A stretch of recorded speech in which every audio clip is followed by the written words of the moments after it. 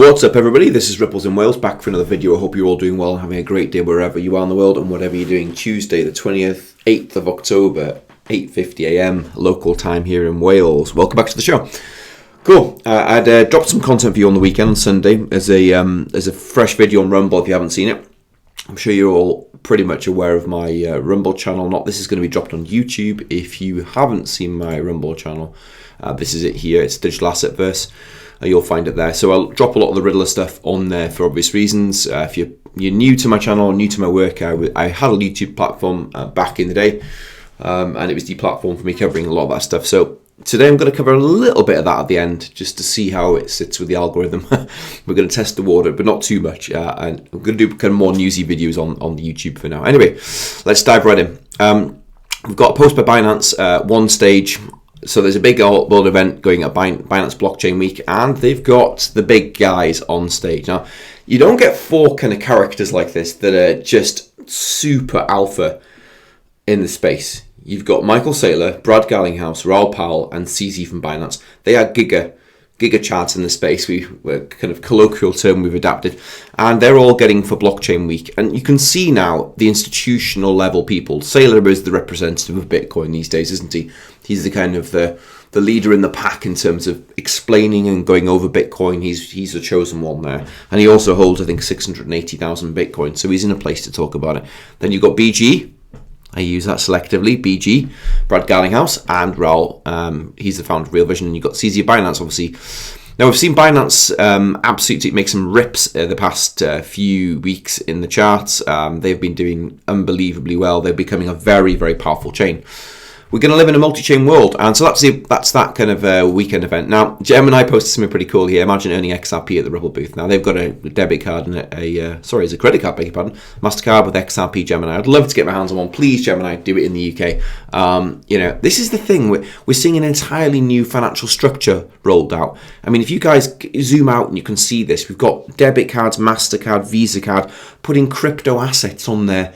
We've come so far. It's mad. Honestly, like, if you were here in 2017, 16, 15, even with me, I wasn't doing much content on here for sure, but back in the day, we could have only dreamed of this occurring. This is bonkers to see. So for me, like, I'm like enjoying the show. This is Raise XRP, the greatest opportunity of finance. This is Ondo Finance, the biggest opportunity of crypto, which is the real world assets. Okay, 227 trillion of market share, and the currently crypto 3.9 trillion. So they're like, there's it's bonkers, right? There's 100x there, right, from 3.9, obviously, or a little bit less, obviously. But it's enormous, and that's just real world assets. And what's Ripple doing? They want to be the tokenization, the internet of value. Okay, there's going to be so many platforms that run through them and things. Miles Dusha, T1 Hopium, shows gold that peaked in 2020 and gold that peaked at maybe in 2025. And he shows like a kind of lagging indicator that it's falling off. And then BTC in 2020, with a kind of massive leg up, and BTC 25 maybe with any kind of massive leg up, and he's put tier 1 hopium, which is true. Everyone's hoping for that as gold rolls over, it moves to bit. We don't know. I certainly don't know. Well, anyway, Trump is in Japan, and he is signing a historic deal with Japan on rare earths, and it's to do with minerals and whatnot, reducing their reliance on China. So there's obviously a big game of chess at play here. I don't know where they're going to be sourcing their rare earths from, which is quite interesting. Anyway, again, White House posting Japan is back. Some very interesting kind of vibes going on here. Now, just so you all know, Satoshi in his books often referenced US, UK, and Japan being the trio of white hats that wanted to circumvent this old system. Now, Japan is in a precarious position with its economy, so it needed a new kind of bootstrapping. So did the US, and so did the UK. Now, you've got two kind of tiers of each of these countries working, in my humble opinion. You've got the bad apples, the Satanists, I'm going to say it on here, that are running the show. You've got then the good guys who want you all to be profitable, want you to all have an abundant life. And the two entities that are running each parts of the country, okay, like a split, are diametrically opposed, aren't they? So you've had the, the DS, we call it in America, running your country for the past few years, and we've got the same in the UK now, right? They're trying to run us off they're trying to destroy our country.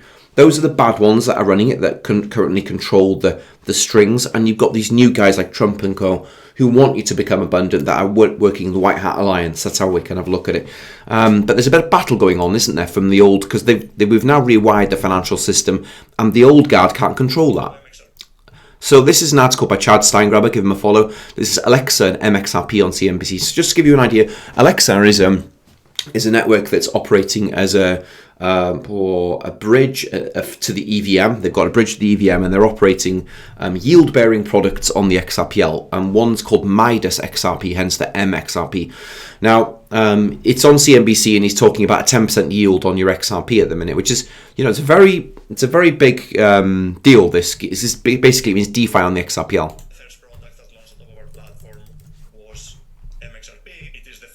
On-chain asset that allowed users to earn 10% yield on their XRP. So by passively holding XRP over a year, of course there are risks involved, you can earn 10% on your XRP, and XRP holders love their XRP, they don't like to sell it. So if you hold for 6-7 years into MXRP, you will end up with twice as much money as you would otherwise, right? Assuming, of course, like the returns continue over the years. So it's a very simple value proposition. And we need more of these products in order to onboard the world on chain. Because if you have assets that you cannot use productively, you cannot earn yield on, people will just much rather hold dollars and other currencies, right? So you need a good reason for people to come on chain and also hold their dollars on chain. I think yield is going to be the key driver. I think he's right. And so yield basically is a posh word for interest, and it means DeFi, decentralized finance. It's decentralized because it's on chain, and you see what you're doing is taking this finance sector from the old systems that we've all grown up in, from the banks and the institutions who decide what you get, the measly little scraps of breadcrumbs that they give you, and we're ripping it off them and we're putting it on chain, on crypto chain, on blockchain, and we're opening it up to a wider array of products, higher yields, and this is like an amazing abundance accelerator for the planet. That's why it gets me so excited. I can get up in the morning and make these videos all day long, because I see what's happening here. It is the one lifeboat that you all get that will revolutionize and change your abundant futures, because this is why the old guard are fighting 10% yield. No bank can compete with that. They've got too much old infrastructure and legacy systems. Anyway, moving on to Crypto Insight UK. He's a good guy here. He's a good mate of mine. XRP on the hourly and daily. Now, these are liquidity diagrams of where the money is sitting, kind of like the bets and the puts and the futures, I believe. And the red lines show an intensity of like sell orders potentially for futures up at these clusters at these areas, which means that the people who are betting on these futures expect the price to go higher. When you haven't got too much liquidity clusters below it, generally it means that it's more of a magnet to the north for the chart. But we don't know, XRP chart at the minute. Yeah, we can have a look at that at the end of this video. But it's waddling around at the minute. It's in its own little zone. It's broken. It has broken structure, and there's a lot of talk from the good accounts, the reputable accounts, that we're in a market structure break here for the minute. But yeah, I think we just have to see how the charts play out for a minute. I think there's a lot of changes occurring in the market at the minute, and there's a lot of instability and uncertainty. So just let the asset play out and do what it does. I've got zero concerns, zero doubts. If it takes longer, so be it. We just play the game. Okay, so we've got Coinbase here. Now, they've just partnered with Citi to build the future of payments, exploring making it easy for Citi clients to digital assets. Well, XRP was... Ripple was partnered with Citi longer, unlocking the power of stablecoins payments, improving. Now, this is a kind of what I call a gentrification of the crypto asset space. You're seeing the big banks, the old guard. Citi is a big old bank, actually based in Canary Wharf. If you watch my video that I posted on Rumble yesterday, was it yesterday? Day before yesterday, sorry, Sunday. We're on Tuesday today. Citi is one of the major banks that some of my friends, excuse me, were employed. They're certainly not employed these days with them, are they? Down in Canary Wharf. Anyway, big partnerships in Coinbase. Now, the video I was excited to show you is this. Now, this is Coinbase. Now, let's bring this back to the beginning and pause it for a minute. Crypto needs clarity. Now, obviously, Coinbase are in DC pushing hard at the minute. Now, crypto needs clarity. What is clarity? Well, it's like a regulation, right? What does clarity give? It gives market structure, and it gives the greater, how would I put it, taxonomy. What's taxonomy? How could I break that down further? A simplification of what's what in crypto. Okay, what is Bitcoin? What is Ethereum? What is XRP? What is Binance? And a structure around them. Excuse me. So when you have that and you have it into law, it crystallizes, and I'm using that word very selectively, crystallizes like molasses. It crystallizes the structure of the crypto space into something that the big incumbents can play around with. So if they know that they can buy and they can create products on stuff, then they can kind of come and play in our game, and then they can adopt crypto very accordingly. And so this is the video. They went to DC Capitol Hill last week, and they created this video called Clarity. Okay, it's about a tea that they made. Very, very clever.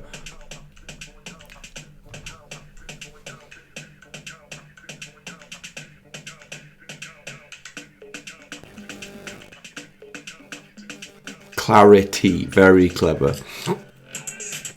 Unsweetened green tea for sweet regulatory clarity. Right.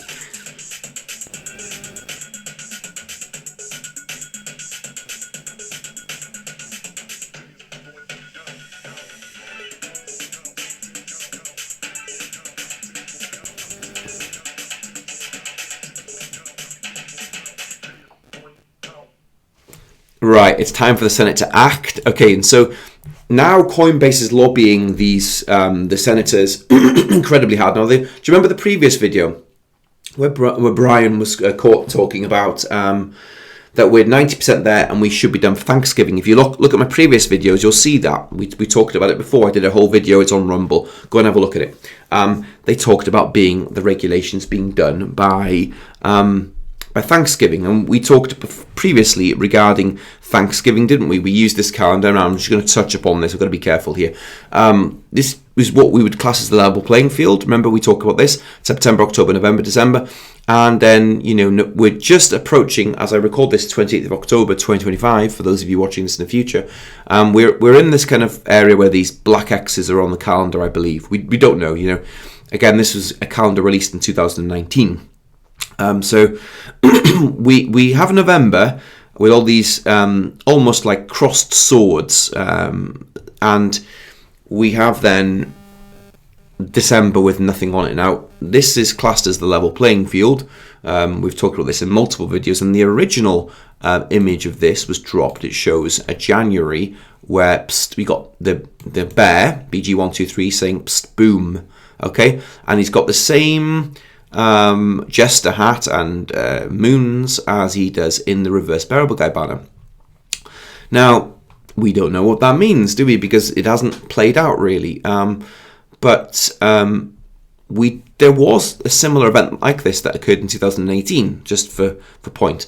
Anyway, we know something is coming. We know that regulation molasses was all to do with what would crystallize the kind of the price value falling off. We know that there is a jar on top of a shelf with a hammer, a gavel, a legal hammer next to it.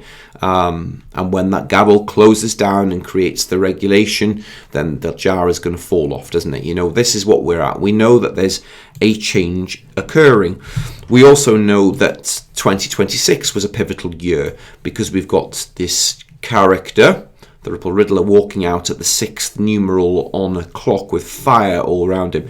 Now, fire we've seen before. We've used the phoenix from the ashes metaphor and things. So we're about to kind of leave 2025 soon, aren't we? In the next 2 or 3 months, we know that we're going into 2026, and I do believe that there's 2 timelines that they used here. They used like a monthly timeline and a yearly with the Riddler walking out, and I believe the birth of these assets will be 2026. Again, how am I gauging that? Well, it's simple. It's the legal structure. Once the legals are set, you have things codified in law in the Americas, and then that will follow to other countries, namely the bigger economies, Japan, UK, I dare say the EU will be the last ones to act, because that's where the problem area is, isn't it? We've talked about that in many of my videos. And so what we're looking at now, we're just kind of waiting to see how this very interesting Christmas scene plays out, and which are the stockings that get the presents. Yeah, all of you kind of know where I'm going with that. There are 3 stockings on here up for Christmas, and I wonder whether the altcoin season is going to occur as people are expecting, or that in my mind's eye, I'm looking very much at these ETFs for, that have occurred for Bitcoin and sent it really or dramatically already, and you're going to have these DATs that push it. Then you've got this change in the upcoming S1 filings that have occurred for XRP and Solana. Okay, and Solana. There's 23 Solana ETFs. There's 20 XRP ETFs so far. And you've got like a host of these, creations from Wall Street wanting to go live, which is going to create a lot of appetite, I believe, for certain digital assets. Now, again, it's speculation. We don't know. I'm not a financial advisor. This is not financial advice. This is for entertainment purposes only. But given what we understand with market structure and things, we can certainly see that there's a change occurring. And of course, this is a Christmas scene. I'll leave it with that. Anyway, I think we just keep an eye on things. There's good things coming. We just touch base as we go. Anyway, I hope that's good. This is a news video for today.